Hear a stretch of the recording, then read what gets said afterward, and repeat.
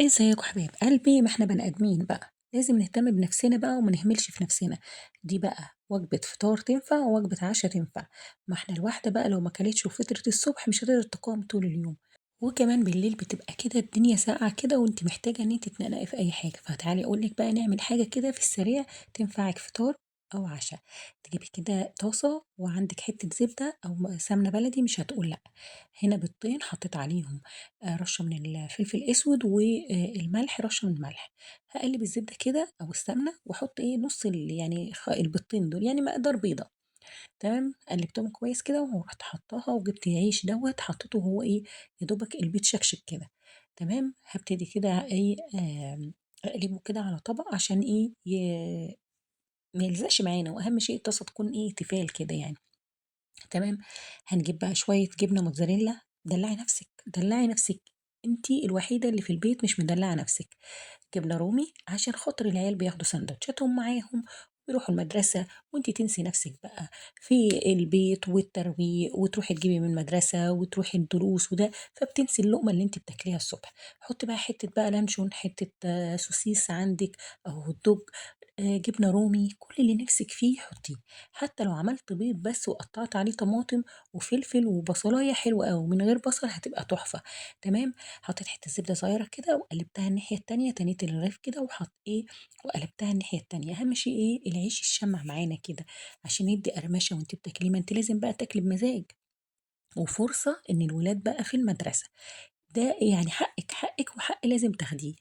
هاعمل بقى رغيف تاني، ما هو الأولاني مش هيكفّي يا ولاد، تمام، هاروح حاطة بقى حتّة زبدة وأكمّل باقي البيض اللي عندي، تمام، باقي البيضتين بس، تمام، وهاجيب الرغيف العيش اللي هو الشامي ده أو لو حتى بلدي، وهاروح حاطاه كده أهوّة عشان يلزق على البيض، وأروح هوبا قالبة بقى الطاسة، وأروح بقى حاطاها تاني زي ما أنتم شايفين كده، ما حطيتش أي مواد دهنية، حُطّي الجبنة الموتزاريلا، حُطّي الجبنة الرومي، حُطّي بقى اللانشون، السوسيس، الفلفل الألوان أو فلفل أخضر أو طماطم، اللي أنتِ نِفْسِك فيه وموجود عندِك، ما تُقفيش عند حاجة، ده هي اللقمة دي اللي هتسندِك طول اليوم، تمام، في كل المفرمة اللي إحنا بنبقى عايشين فيها وخصوصًا أيام المدارس، تمام، قلّبتها الناحية التانية كده، أهم شيء إن الرغيف ياخد يعني قرمشة كده، حطيت حتّة زبدة صغيرة عشان ما العيش ما يتحرقش منّي.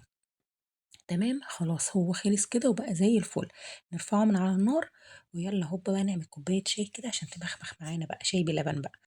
خلّصنا بقى كده وحطينا قطعة خيار كده قطعناها أو خياراية وطماطماية وقرن فلفل، حاجة كده لزوم بقى ال حاجة يعني حرشة كده. الشاي بلبن بقى بتاعي، حطيت الشاي بتاعي زي ما تحبوه بقى، تلقيمة الشاي بتاعتكم، والمَيّة أنا باحب كده أشربه شاي على مَيّة بيضا يعني، بالذات الشاي بلبن أو الشاي بحليب. وغليت اللبن كده وأنا باحبه يعني يبقى نُصّه شاي ونُصّه لبن، يعني مش باحبه كلّه لبن يعني، تمام، أدي كوباية الشاي بلبن دي بقى المزاج المزاج، يعني اليوم كلّه ما أقدرش أكمّل باقي اليوم من غيرها. قطّعي بقى وافطري أحلى فطار أو عشا بالليل بقى كده في الخفيف، بعد العيال ما تنام كده وبعد كل المجهود الجبار اللي أنتِ بتعمليه، فأنتِ لازم تستحقي كده تروّقي على نفسِك، ما إحنا بشر يا جماعة، لازم نروّق على نفسنا، وإحنا برضك مش حارمين عيالنا من حاجة، كل حاجة بندّيها لهم وبنأكّلهم، بس بننسى نفسنا في الآخر. فعايزة أقول لِك بقى ده ميكس كده حلو أوي، والجبنة ليها كده مَطّة وليها شخصية كده، دي حاجة بتغسل البني آدم من جوّه كده، أنتِ عارفة يعني رغيف الساندوتش الجبنة الرومي ده بيغسل البني آدم من جوّه، حاجة حلوة كده وهتكمّلي باقي يومِك آمم بكَمّة طاقتِك يعني، بقمة طاقتِك. يالّا بقى لو وصلتِ لحد هنا مش هاقول لِك بقى إن أنتِ تعملي لي لايك وكومنت كده حلو زيكم، عشان أنا باقول لكم يا جماعة والله الصفحة عندي واقعة، فأتمنى منكم إن أنتم تعملوا لي متابعة واشتراك في قناتي مطبخ ملك، وتقولوا لي بتتابعوني من أنهي بلد.